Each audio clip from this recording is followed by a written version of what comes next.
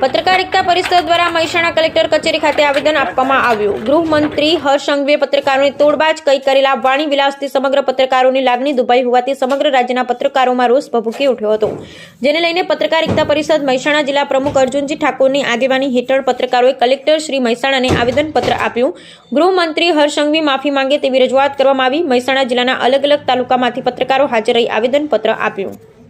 ગુજરાત રાજ્યના માનનીય ગૃહમંત્રીશ્રીએ જે પ્રકારે પત્રકારોને તોડબાજ કહ્યા એ ખરેખર નિંદનીય શબ્દ છે અને આ સમગ્ર પત્રકાર જગતના માટે એક શરમજનક બાબત કહેવાય અને પત્રકારોનું સ્વમાન ભંગ કહેવાય। પત્રકાર એટલે દેશની લોકશાહીનો ચોથો આધારસ્તંભ। શાસન, પ્રશાસન અને મીડિયા, ન્યાયતંત્ર આ ચારમાં મીડિયા એ ચોથો આધારસ્તંભ અને ત્રીજું નેત્ર છે।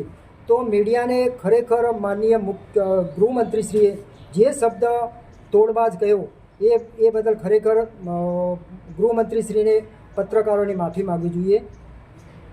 શું માંગ રહી છે તમે આવેદનપત્રમાં? બસ આ જ સમગ્ર ગુજરાતના પત્રકારોનું લાગણી દુભાઈ એના માટે માનનીય ગૃહમંત્રીશ્રીને માફી માગવી જોઈએ।